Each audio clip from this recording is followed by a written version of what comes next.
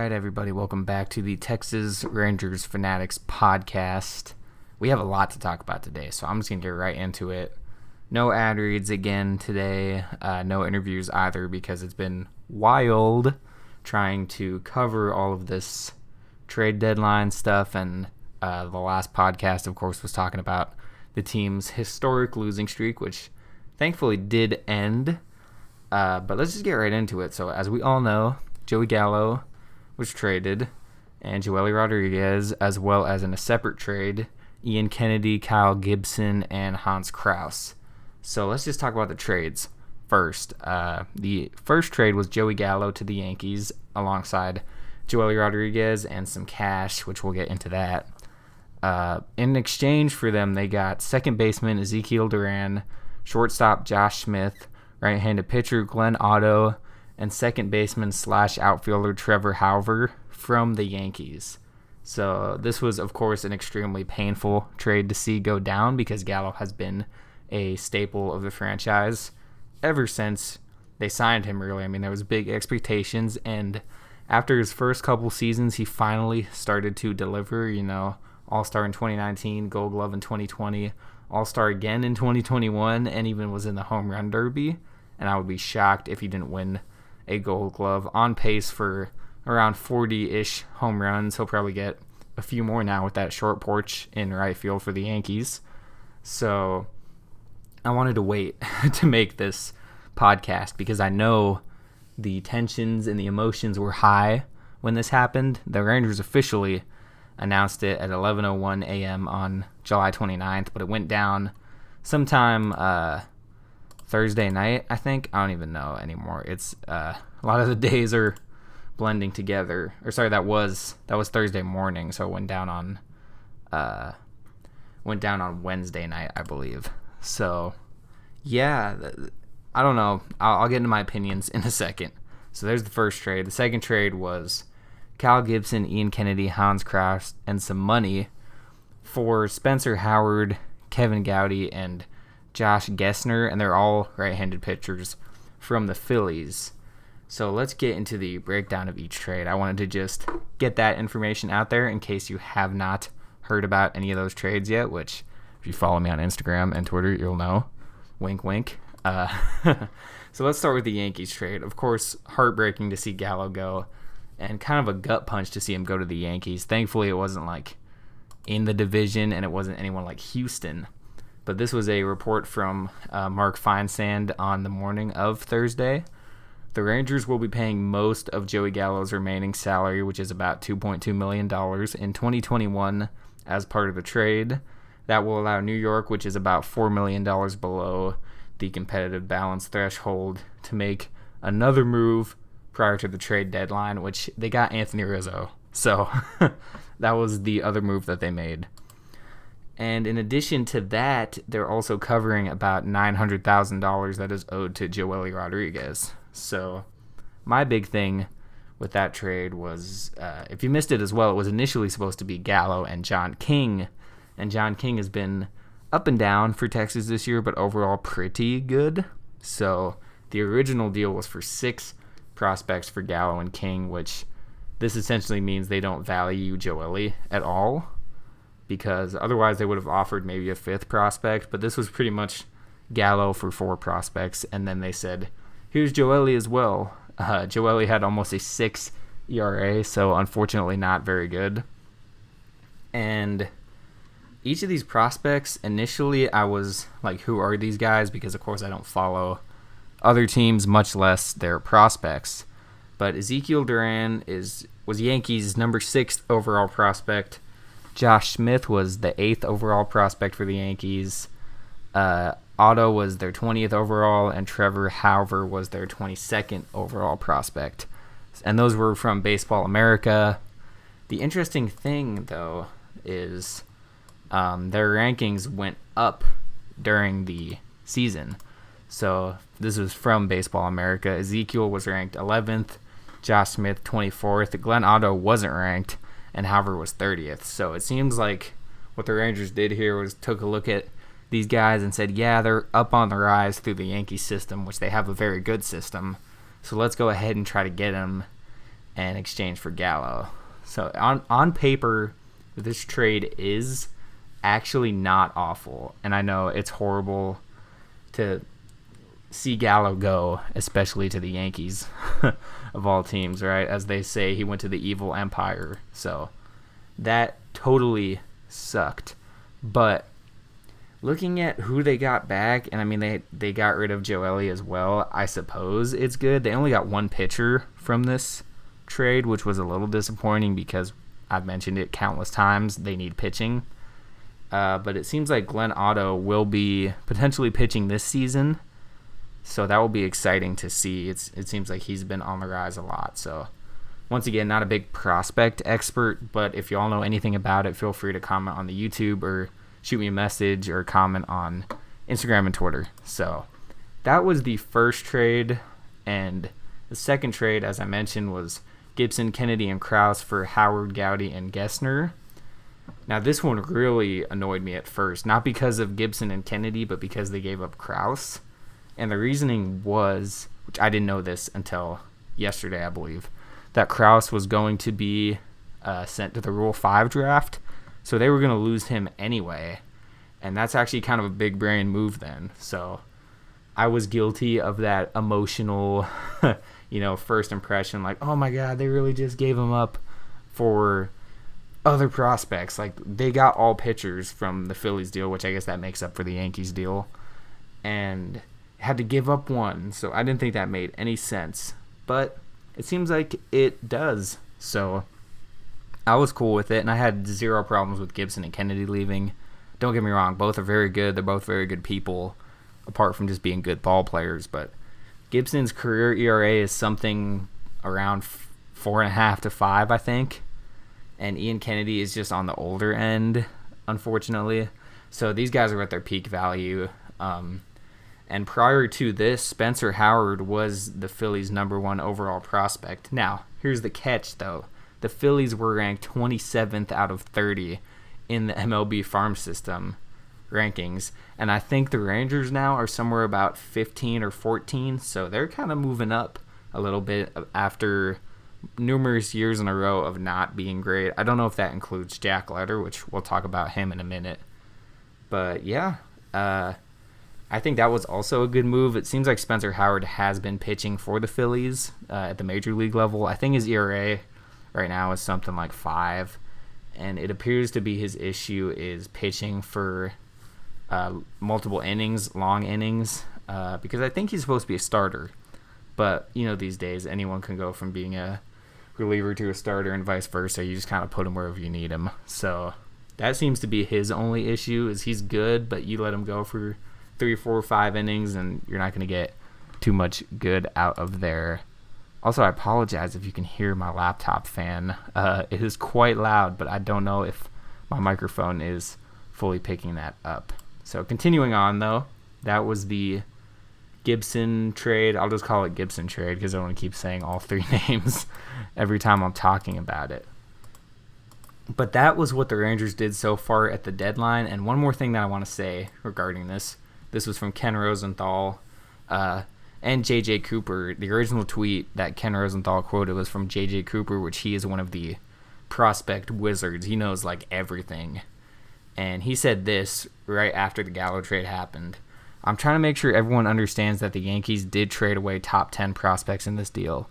If your argument is that you don't like Duran and Smith and have info, let's discuss. If it's because you cite preseason rankings, ours included, that's outdated info. Because J.J. Cooper works for Baseball America. He's one of their top guys. I've never talked to him, but from his tweets, he's very knowledgeable and seems like a good dude. And Ken Rosenthal quoted that and said, hearing positive reviews from clubs on Texas's return as well. Rangers' hope is that they acquired 3 everyday bats, Duran, Smith, and Hauver, and a potential 4th starter in Otto. Yankees are deep in shortstop prospects, which enabled them to move Smith. So it seems like the consensus is that it was a good move. The Yankees get a top player in MLB, in my opinion at least, and the numbers do back that. I'd say he's at least roughly top 25. I know the batting average isn't there, but the man's been getting on base at a 34% rate this season. I think he still leads MLB in walks, and he has 25 home runs. Was just in the All-Star game. I mean, the man is a player for sure. Gold Glove, arm, and fielding as well. And the Yankees, the Rangers got some good prospects in return. So that was due to the rankings being updated. But yeah, it's I don't know. It's a tough situation because prospects are really difficult to actually pan out if they're not at least top 100 in overall baseball, which I don't know if these guys are. What I wanted to do as well was pull up the current Rangers farm system rankings with these guys included and discuss some of that. So with these guys added from the Yankees, Josh Smith is the Rangers' 7th prospect. Ezekiel Duran is 8. And Trevor Hauver is 18. And then lastly, Glenn Otto is 25th. But I think part of that's because of his age. He is 25. But I think it might be because he's Major League ready as well. For those wondering, the current top 5 Rangers prospects are Josh Young, Sam Huff, Cole Winn, Maximo Acosta, and Justin Foskey, which I think they just drafted Justin in 2020, if I'm not mistaken. Can't remember what school he's from. And then, let's just for the rest of the top 10, you got Luis Angel Acuna at 6th, and yes, he is Ronald's brother, so that is, I don't know how they got him, but that's phenomenal. If he plays even half as well as Ronald does. And then, as I said, Smith and Duran at 7 and 8, Davis Wenzel at 9, and Sherten Apostle at 10. And then Anderson Tejeda at 11, which was interesting. He didn't have the best 2021 start, but I think they kind of pushed him maybe a little too quickly.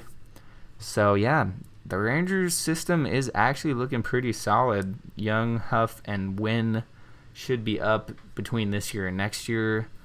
Maximo is amazing, but he won't be ready for a while. He's still only 18, so I hope they don't rush him because they have a very bad track record of rushing some of these elite prospects like Profar, like Mazara, like Odor. I mean, should I keep going here?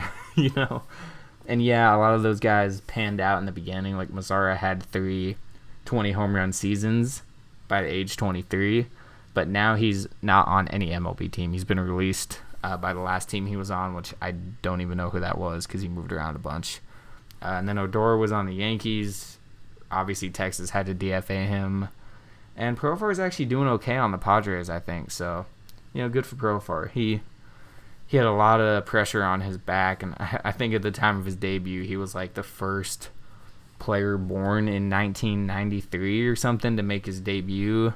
At the time, it was like 2013. So, anyway, getting off topic.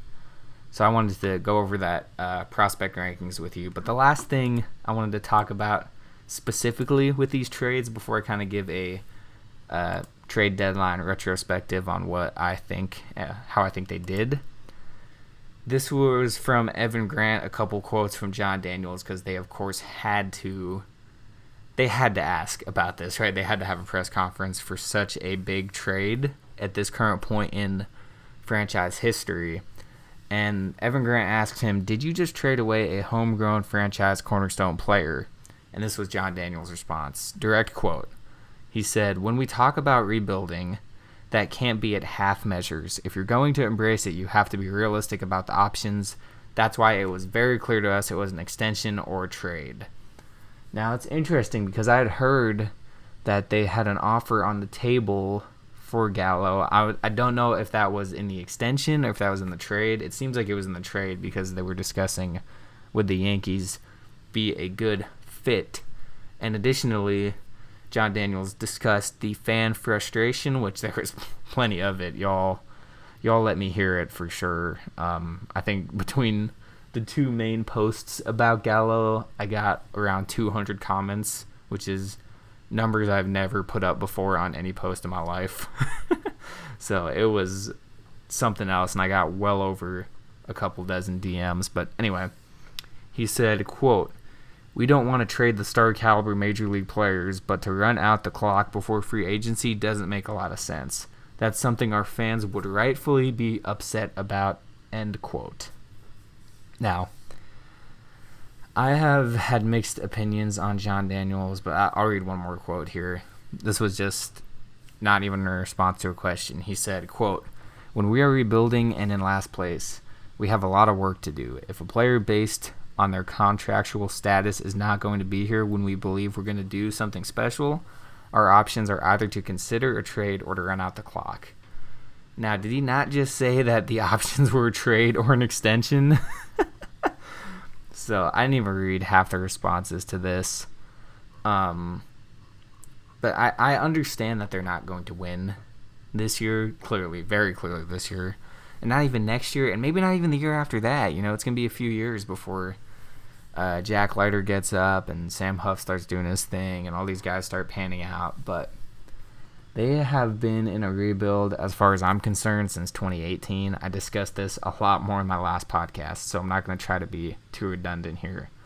But that's 3 years, which is, I suppose, short for a rebuild, so to speak. I'm not counting 2017 because they still had high expectations in 2017. And then after that season, people were like, oh, okay, they're done competing. So 2018 now has been a total rebuild. My thing was they had multiple other chances to trade Gallo. After the 2019 season, they probably could have gotten even more for him because he had 40 home runs. He was an all-star, and he actually didn't win the Gold Glove in 2019. That was only 2020. But I digress. So you got to go all out, and they finally did. Although I will say I think they should have traded Garcia. That is Adolis Garcia, because what else is he going to do? He's at his peak value, and I love the guy. He's fun to watch. He seems like a great person. But the reality is, I think he's maybe a half-season wonder, you know, like similar to 2016 Ian Desmond kind of thing, where killed it first half of the season, made the All-Star game, and then kind of fell off. And that's a little bit of what Adolis has done. He had a home run the other day, though, and that might have been last night. I don't keep track of days anymore.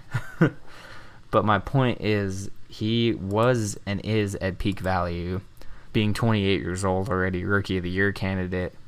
I think that would have been smart. You could even thrown him in the Yankees deal. Maybe you could have gotten those two prospects, you know? Give him a couple more outfielders, right? So, I don't know. I'm not a GM, but it is frustrating to see them not do certain things. Would a Gallo extension have made sense?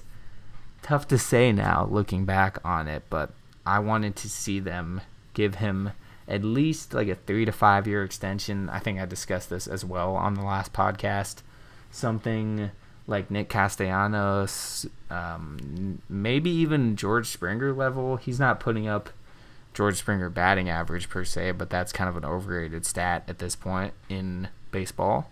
So it's tough to say, but I think if it was somewhere between like 15 to 20 million a year, that would have been pretty good, because his agent is Scott Boras.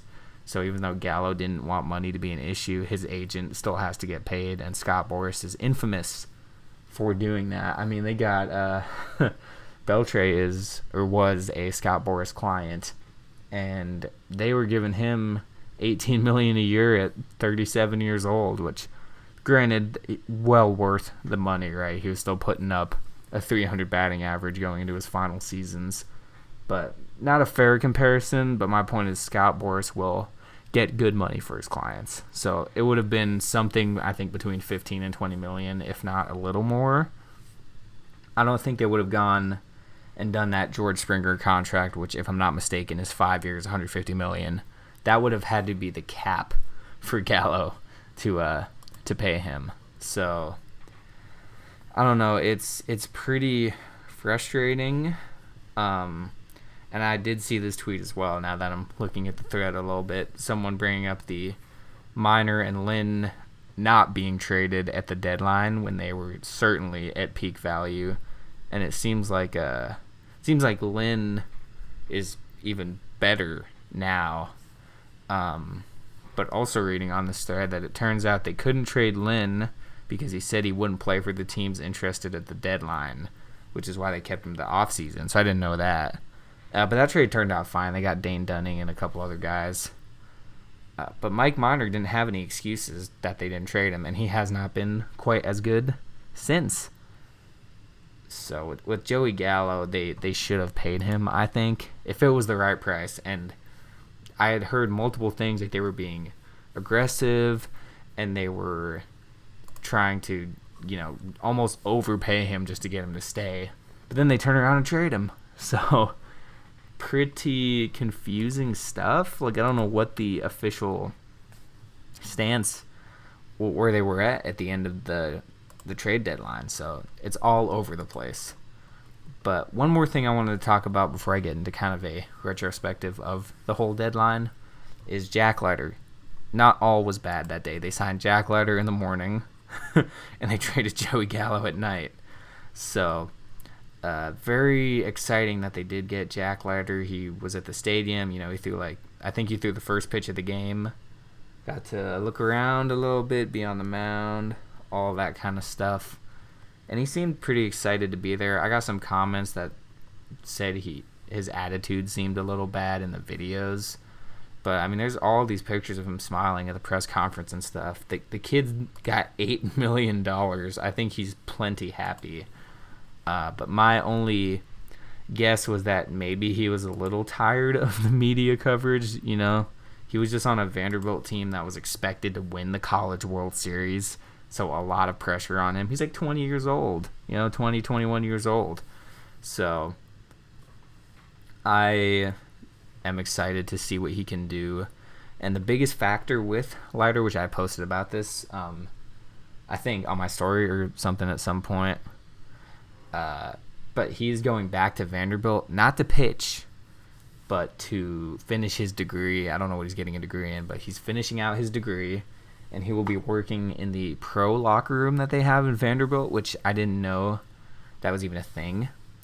So, yeah, he is going to finish up his degree, work at the pro locker room, which guys like Mike Minor, David Price, etc., all these top-tier Vanderbilt alumni go work out in. And he'll still be active, but I was okay with that decision. Only because, well, not even only because, but just because Kumar Rocker has still not been signed by the Mets. He has an elbow issue. So they had a very, very long season for those who didn't watch college baseball, having to work through COVID and everything and into the playoffs. It just felt like a long season. So they threw a lot of innings. I think Leiter even had a no-hitter. So as I saw that the Rangers had this high pick, I was really hoping that they would get him. And for whatever reason, Pittsburgh didn't pick Leiter, so as soon as the Rangers got him, I was totally stoked. So yeah, that turned out pretty well. But it will be good for him to get the rest, since the last thing they need is for him to get a severe injury. They already have a track record of their top pitching draft picks having that happen to them, so totally cool with that. Jack Leiter is a Texas Ranger. That's all I care about. And of course the jokes rolled in when he was visiting the stadium that, he needs to start tonight. Even John Boy's podcast, Talking Baseball, commented and said, he's at the stadium, start him tonight. So, yeah. I suppose it would be funny if that happened, but it's obviously not going to. So, hopefully he is up within a year or two, because that is the biggest benefit of going to college, is you don't need as many years in the minor leagues. He, of course, was not on the Rangers prospect list yet because he hasn't played in any professional level. I would think he would easily be top 5, if not number 1, once he's in a fall league or something. I think he would be invited to spring training next year, I would assume, even though he's not playing this year. So, getting a little off topic there, but keep your eye out for Jack Leiter. Don't buy his jersey just yet. Wait till he gets up to the MLB level. But yeah, excited for him, excited for his family. His dad, Al, is MLB Network analyst, very successful pitcher himself, so I guess it runs in the family. If he's just as good as his dad, the Rangers should be in good shape, and I hope they keep him long term if he performs to his ability. He killed it at Vanderbilt. Probably one of the best pitching seasons in recent years and perhaps all time. I don't know, though. So lastly, I want to talk about how everything went in the deadline. You heard all the details. You've heard the players. So what is my synopsis? What would I give the Rangers in this deadline? And a lot of official websites put them as a loser of the trade deadline because they gave up all these guys. But the return at the end of the day is probably worth it. So I would give the Rangers on this deadline like a B+. And the reason I say that is because, yes, the return was good, but getting rid of someone like Gallo does not warrant a good rating. So I'd say like a B or a B+. The Gibson trade ended up being pretty good, but I did forget to mention, actually, that they did send $4 million to the Phillies for whatever reason. So I don't know what that was about. But, yeah, I'm going to lower it to a B because I forgot about that. A B for them on the trade deadline. So it could have been better. As I mentioned, they could have traded Adolis. And that's really the last guy. You can go back and watch my videos on my channel. I said Gibson, Kennedy, Adolis, and Gallo would have been the 4 that are traded. And 3 of the 4 did end up leaving. My guess is they couldn't find out anyone to get Adolis. And with the John King thing as well, I don't think I mentioned it, but the reason he didn't end up getting traded was because of a physical. So I got a feel for the guy. They wanted him, and he clearly has value, but it didn't go through. So, yeah, solid B. Could have been better, could have been worse. I wish they would have kept Gallo, but we all do. So I think that's going to be it for this podcast, though, guys. It was a doozy. A little bit more structured than my last one. I actually had specific things to talk about. So it wasn't just completely rambling. I had tweets, I had stats, I had numbers for y'all. So hopefully you appreciate it and enjoyed. I'm going to try to get some interviews. I know I've been saying that, but I've been a little busy with other things and life happens, so we'll see. But I will for sure be getting fans on maybe next episode, ? It will happen eventually, but fans will be on here. We'll be having some debates, some chats about baseball. So once again, hopefully you guys enjoyed. Thank you for listening. If you're listening on YouTube, go check out Spotify, support the show on Anchor. And if you're listening on anything else, go check out YouTube, Twitter, Instagram. Just look up Texas Rangers Fanatics and you'll find me. And with all that being said, I will talk to y'all later.